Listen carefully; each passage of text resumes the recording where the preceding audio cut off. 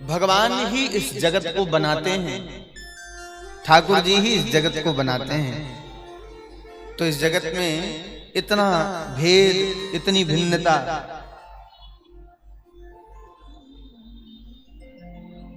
कैसे?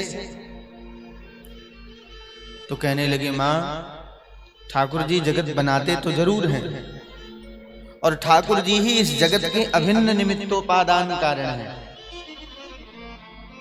जैसे किसी वस्तु के निर्माण में कोई निमित्त कुछ और होता है और उपादान कारण कुछ और होता है। यह माइक लोहे से बना है, बना किसके लिए? कि इसमें बोला जाएगा, इससे कथा होगी, इससे भजन गाया जाएगा। बना लोहे का है, गाया जाएगा भजन।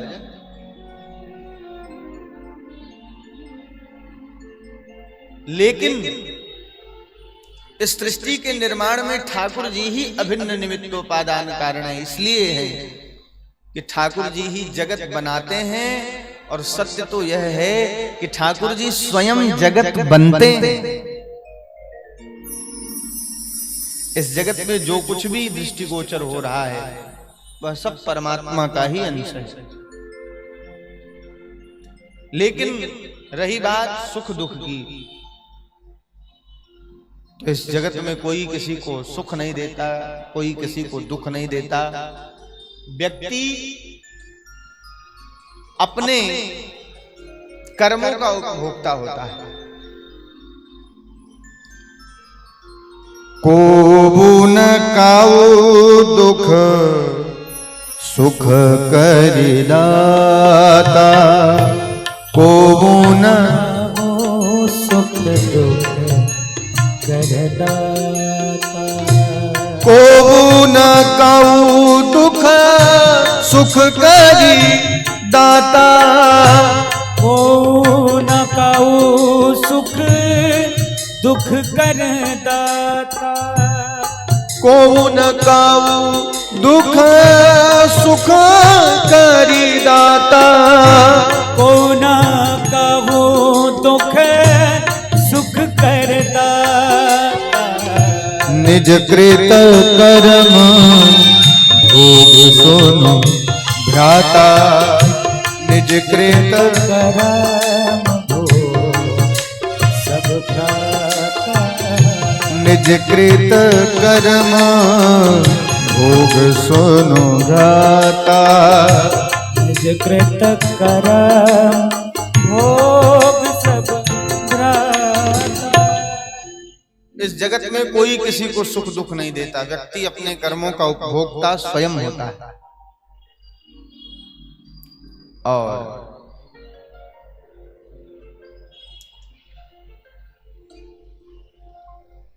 मां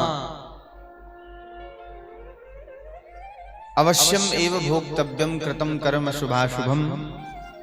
व्यक्ति ने अपने जीवन में जो किया है, 1 करोड़ जन्म लेने के बाद भी वह अपने कर्मों से मुक्त नहीं होता। अवश्यम एव भोक्तव्यम कृतम कर्म शुभाशुभम। उसने अपने जीवन में जो शुभ और अशुभ किया है वो उसे भोगना ही भोगना, निश्चित भोगना। सुंदर उपदेश किया, अष्टांग योग के बारे में बताया। 8 प्रकार के यम, नियम, आसन, प्राणायाम, प्रत्याहार, धारणा, ध्यान, समाधि।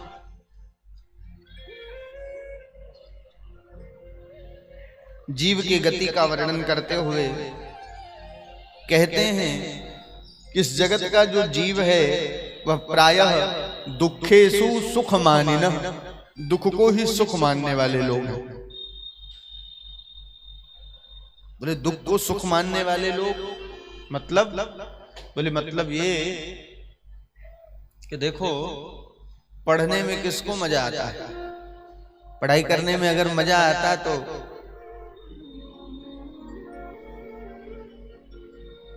हर जिले में 2, 4, 500 IAS PCS होते।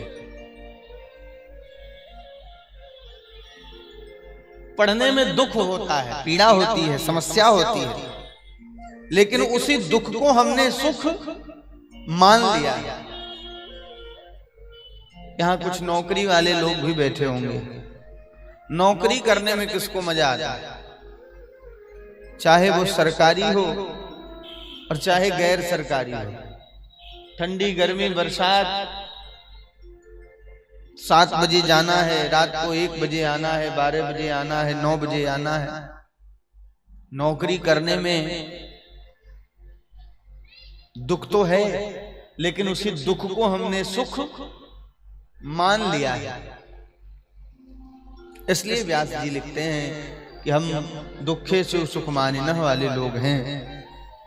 लेकिन उसके बाद भी व्यक्ति स्वयं को सुखी नहीं मान पाता। सुखी होने के लिए करें क्या? बोले पहली बात तो व्यक्ति को सदैव हासं हरे रवनता खिललोक तीव्र शोकाश्रुसागर विशोषण मत्युदारम। व्यक्ति को सदैव भगवान के प्रसन्न आभा मंडल का दर्शन करते रहना चाहिए। कारण कि जब व्यक्ति भगवान के प्रसन्न आभा मंडल का दर्शन करता है तो भगवान श्रद्धास्पद व्यक्ति के प्रति श्रद्धा रखने वाले व्यक्ति के भीतर श्रद्धास्पद के गुण अपने आप आने लगते। आप किसी अच्छे व्यक्ति के प्रति श्रद्धा रखते हैं तो उस व्यक्ति के गुण धीरे धीरे अपने आप आपके भीतर आने लगे। क्योंकि यह संसार एक दूसरे का अनुकरण करता है। जिसके भीतर भी हम श्रद्धा रखते हैं उसके गुणों का अनुकरण करते हैं। वो ऐसा कपड़ा पहनते हैं, हम भी प्रयास करें ऐसा पहने। वो ऐसा भोजन करते हैं, हम भी प्रयास करें ऐसा भोजन करें। वो हमेशा हंसते रहते हैं, उनका बहुत बढ़िया गुण है। इस गुण से हम भी, क्योंकि हम ये चाहें कि हमारे पूरे जीवन में किसी प्रकार का कोई कष्ट ना हो, कोई पीड़ा ना हो, तो ये संभव नहीं है। हमको आपको सबको लगता जरूर है कि फलाने जी बड़े खुश होंगे, फलाने जी बड़े सुखी होंगे, लेकिन ये तो फलाने जी का हृदय जानता है कि फलाने जी सुखी कितने हैं। गरीब आदमी से पूछो, बोले तुम सुखी? बोले हम नहीं सुखी। दीन कहे धनवान सुखी, धनवान कहे सुख राजा को भारी। राजा कहे महाराजा सुखी, महाराजा कहे सुख इंद्र को भारी। इंद्र कहे चतुरानन को सुख, ब्रह्मा कहे सुख विष्णु को भारी। तुलसीदास विचारी कहे हरि भजन बिना सब लोग दुखारी। तुलसीदास विचारी कहे हरि भजन बिना सब लोग दुखारी। वास्तव में इस संसार में कोई व्यक्ति सुखी नहीं है। कौन है सुखी? बोले जिसने अपने जीवन की बागडोर ठाकुर जी के चरणों में अर्पित कर दी है, जिसने ये मान लिया है कि मेरे जीवन की सबसे बड़ी संपत्ति ठाकुर जी है, जिसने ये मान लिया कि मेरे जीवन की सबसे बड़ी संपत्ति ठाकुर जी हैं, वही इस संसार का सबसे प्रसन्न स्वस्थ व्यक्ति है।